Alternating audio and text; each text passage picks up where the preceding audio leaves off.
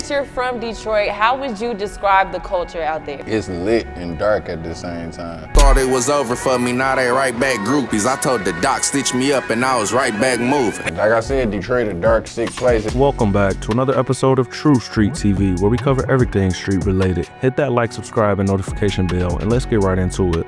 Today's story brings us to Detroit, Michigan, a city full of talented rappers that are flourishing. As the city used to feel blackballed from the music industry, it's nice to see so many successful artists from the D today. The man we're here to talk about today is a veteran in the rap game and has been consistent for many years. 31-year-old Jeremy Ford, better known by his rap name Allstar JR. JR is originally from Joy Road on the west side, where rapper T Grizzly is also from. But he would end up moving to the east side as a kid, and he was raised by a single mother along with his two brothers. JR also has siblings from his father, but he said he doesn't have a good relationship with them or his father. JR bounced around homes a lot as a kid and always had a love for music. He cited the Street Lords and Cheddar Boys as groups he used to listen to as a kid. Go check out our Blade Icewood video, as we did cover the Street Lords in that video. JR did grow up in the hood, and like many youth in the Detroit streets, he was misguided and was in the streets heavily, stealing cars as young as 13 years old, and later learned how to sell drugs at only around 15 years old. Explain how he has been around drug dealers his whole life, so when he joined, it wasn't that big of a deal. And as we talked about before, Detroit is a very dangerous city, but the east side is known for being the most dangerous and gutter side of the city. He would recall seeing men get chased down with rifles as a kid. I seen some niggas get chased like by these niggas in like big ass winter coats with choppers, but it was like 90 degrees. Them niggas just was on foot, like had on big ass like North Faces and coats down to their knees and like hoop shorts running with choppers. Niggas just running up the block screaming.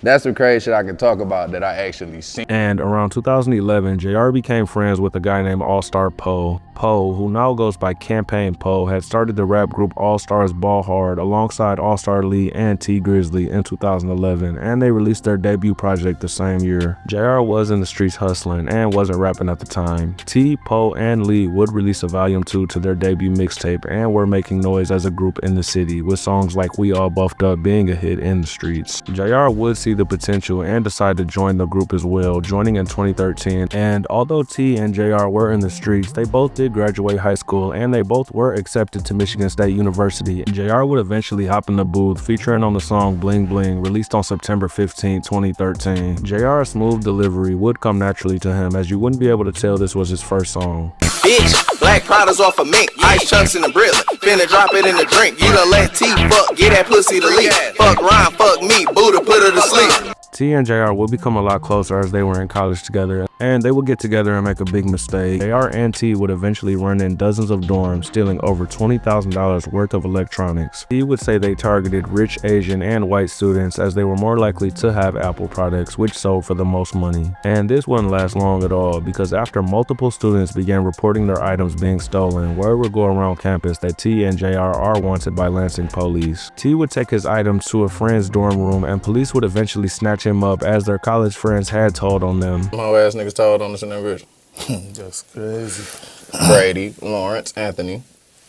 How y'all doing? And police would build the case for a few months before initially charging the duo. For the time being, JR and T were back in Detroit, but JR would eventually turn himself in to Lansing in July of 2014 for the home invasion charges. And T was on his way to Kentucky to hit a lick when he got the call from Lansing police, and he didn't return to Michigan to face this case for a few years. But we did already explain T's whole story in full detail, so if you haven't seen that, go check that out for me after this video. After sitting in jail for around 6 months, JR will be sentenced to 18 months to 15 years in prison in January of 2015. Bro, you stole my shit. Damn, What the fuck? what I steal from you, bro? I'm about to send you your money back. You stole my fucking Xbox One, my fucking MacBook, okay? My fucking iPhone. I had a wallet, had about $190 in that bitch. I ain't sending you shit, bitch. I said in that I ain't bitch. sending you shit, bitch. No, I said I had 190 bucks. I said I ain't sending you shit, nigga. Alright, nigga. Bitch ass. Ooh.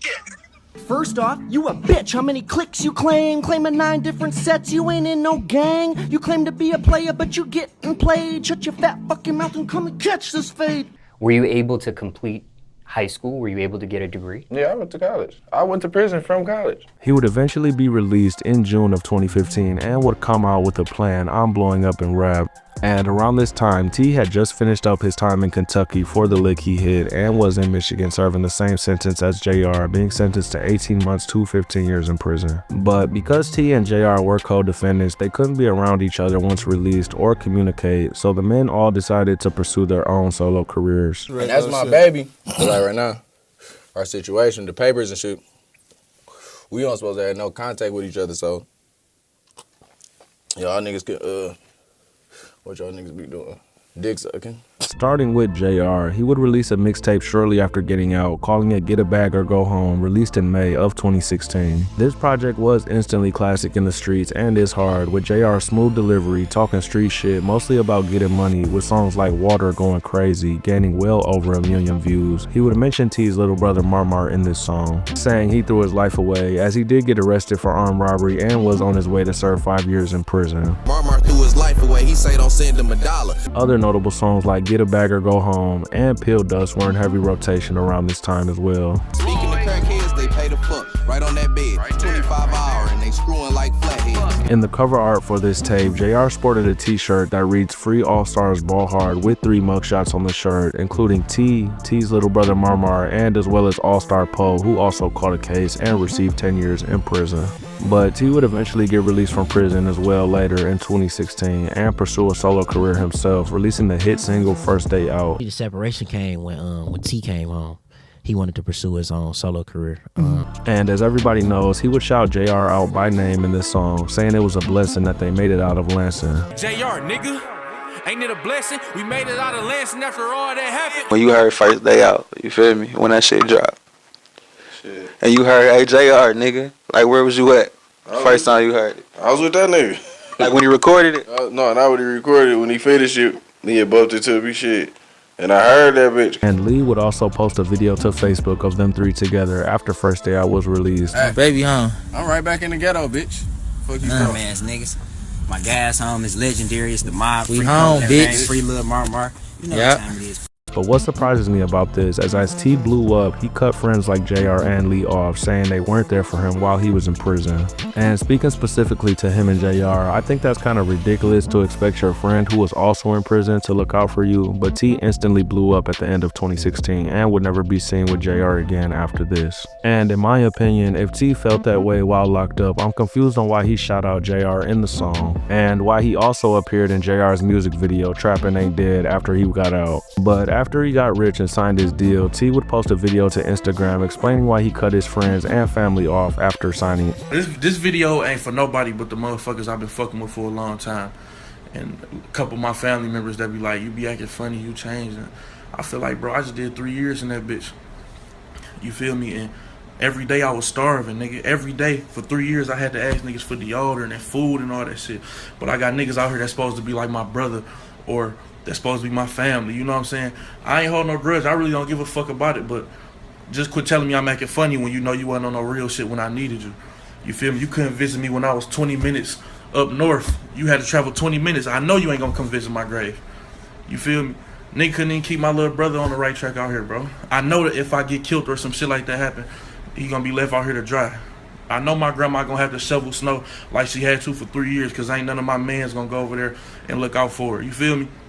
So don't be telling me I'm acting funny, bro, because you played your hand first. You showed me your true colors first, bro. I'm T Grizzly cousin. I'm T Grizzly auntie. I ain't fuck with him in 3 years. Ain't sent him no letters or money. But when JR was asked about it around the same time, the T situation around the same time, JR said they were still locked in but couldn't have contact because of their probation terms. Anyways, JR was still buzzing off his debut tape, and he would link up with Gino Cash to do the song Thug Niggas. Tell niggas what this gang come with. Might fall out with the people you in love with. JR and Gino would eventually get into a beef, but we'll get more into that later. In March, JR would collab with FNB DZ on the song Dog. This song has almost 6 million views and was a huge song, with JR rapping the chorus. This song really had his name buzzing as a rapper in the city. And following this buzz, JR would drop 2 projects, releasing Blowing the Extras and Cases Pending just days apart in July of 2017. And JR would call his third tape Cases Pending because he did catch a scamming case while on probation for the Michigan State case and was out on bail saying he was swiping for around 6 months before being caught.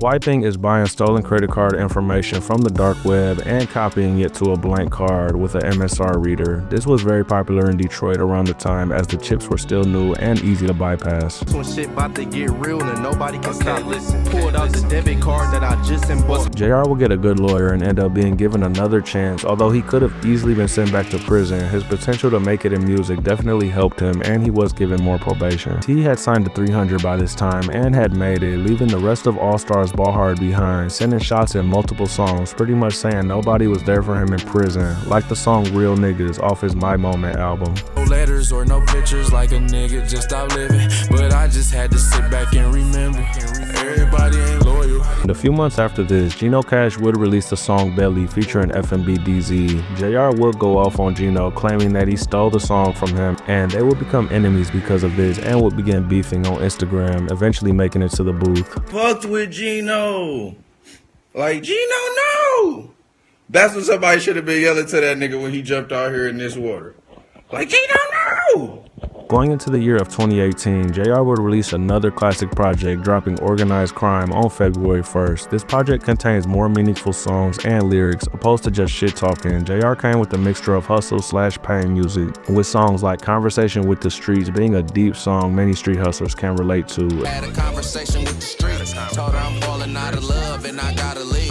And on the song titled Deep in the Game, JR would name drop T, saying people are steady asking him why they aren't together anymore. JR would follow this up by saying he doesn't know why T cut them off. It's steady asking me why you ain't out with T. Shit, I don't know for real, but all my niggas out with me. And Allstar Lee also released the song Venting in January, where pretty much the whole song was him expressing how he felt backstabbed by T for cutting him off once he signed his deal, and they have been friends since 3rd grade. Your man you would've killed and died for, steady changing all over the money and fame, treating you like a stranger. Of struggle, damn, why you wanna ball on me? Go way back to 3rd grade, he turned fraud on me. The biggest song off this tape, and one of JR's biggest songs overall, called $1 Million Thoughts, has right under 4 million views. Do it on dog, you an absent on a nigga, better tap into his brain before I be tapping on his trigger, honey. Along with the song So Lit, where he remixed Jeezy's song Tear It Up. She talked to me. This is my favorite JR project to date, and he would follow this up with a diss to Gino Cash called Gino a Bitch, released just days later on February 6th. This song racked up 900,000 views to date. This storytelling ass nigga, RB in the hoe, I was never that nigga. He don't wanna work it out, so we stretching that nigga, bitch. And Gino would release his diss this same day as well, calling his Troublesome 18. This diss was also decent and gained around 600,000 views. Fuck Billy in them views, G, we over that nigga. When I say it's beef, I ain't post a rap. And surprisingly, right around this time, T would link up with Gino Cash as they were seen in the studio together. They would also release a song together called In They Face. They want niggas that hate, cause them niggas grown as hell trying to get baby. I don't wanna see them dead, but can't let them take me. So every time them niggas come around, this bitch on safe. This was a pretty petty move by T, and many of the comments would point this out. But JR brushed this off though and kept grinding. He would release another project months later in September called Big Daddy Shit. This is another good project by JR, and the song Keep Going R has well over 1 million views and is one of my favorite songs by R. Calm down, I smell like uncut dope. If it's real, gon' fuck my bro. At the end of the year, T would decide to link back up with Allstar Lee, and they would drop a short video to Instagram showing they're back cool. One of the comments would instantly point out that JR is missing from this, and in my opinion, I feel like T and JR both have pride, as JR is a hustler and talented himself as a rapper and isn't looking for friendship with T for the benefits. Also, I think linking with Gino Cash took it too far, but they could have real internal beef that never made it to the net as well. But one nigga y'all be fucking with, that nigga T Grizzly a hoe. I don't see hot niggas fucking with dog music and all this old bitch ass shit that's going on. Hey, don't do that. You know they love that whole ass shit. Y'all niggas love for niggas to fall out, man. Yeah, this is my brother, bitch. You know how long this shit been going on? The thing about it is, man, niggas brothers, niggas grew up together. Yeah. Niggas gonna go through their differences. We ain't gonna go too long without tapping in. Man, hey, y'all niggas So fake, and y'all gonna kill y'all, brother. Man. We get into it, we fight, we shake hands, we love each other. Exactly. You lost big time if the internet, you put 2 and 2 together on the internet, bitch. This is my brother, and we out here mobbing too. JR would go on to release Get a Bag or Go Home #2 the next year in 2019, and another project in 2020 called Same House as Last Time. And that takes us to 2021. In August, R would release Get a Bag or Go Home 3. This tape has big songs like Ice Bag featuring Vezo, as well as the song Guy Behind It. I was dropping off them balls like, alright, see you later. Your ass was running through the bag, I kinda think you hate it. And just weeks after this project release, R would almost lose his life, as on September 5th, 2021, JR was sitting in a vehicle near a roller rink on the city's west side. And a car would pull up on JR and somebody would open fire on him, striking him multiple times, even hitting him in his face. And 3 other people were also shot, but luckily everyone survived this shooting from the reports I was able to find. JR would have his jaw wired shut, which is known as one of the most difficult rehabs to go through, as we take simple stuff like being able to open your mouth for granted, but JR would muscle through this and recover from the shots. And to this day, he says he's not able to fully open his mouth. He can only open his mouth around 35% of the way, leaving him not able to eat stuff like burgers, but he's still thankful to be alive, as he easily could have been killed. All the love from the whole Get a Bag gang. But it's straight, y'all. I'm straight. I'm gonna be right back. This shit 2-3 month little process, nigga. Whoop whoop. You gonna get back in my bag. I ain't never even get out my bag for real. Cause niggas really so fucking dumb. Thinking some niggas like y'all could kill a nigga like me. That's the first thing y'all niggas went wrong with. All that other shit, bro, I'm not even sad or nothing, bro. Nigga, all the videos off the tape still dropping, nigga. Dropping some new shit, so I'm slobbing and shit. Nigga fucked up. Please fuck up. He would also drop a hard-ass song after this. As we know, Kanye also had his jaw wired shut and released the song Through the Wire, rapping about his injury and rehab. And JR would do the same exact thing, releasing a Through the Wire remix 6 months later in March of 2022. This is one of my favorite JR songs and has well over 1 million views. I was fucked up for some months, they wired my tissues. Niggas had to gather theyself with shots from the blick dude. And while JR was rehabbing from his injuries, Lee would link back up with T Grizzly, which was nice to see, but it seems like he picked a side, as him and JR haven't been seen together since then, and they unfollowed each other on Instagram. T would also get Lee a deal with 300, but he would later be dropped after his music was underperforming. 300 signed baby Grizz and my nigga Lee. Shout out to Celine believing in them gangsters out the street. And I'm glad to see him doing well after all he went through, and he is one of my favorite rappers. And since recovering from his injuries, JR has been dropping fire music consistently and signed a deal with Empire and is still with them today. If you enjoy this kind of content, hit the like, subscribe, and notification bell so you don't miss any future uploads. Also, drop a comment below and let me know who I should cover next or your thoughts on this video. And I'll see y'all in the next one. Peace. Be careful, y'all. This shit serious out here. You need a mic I can drop, like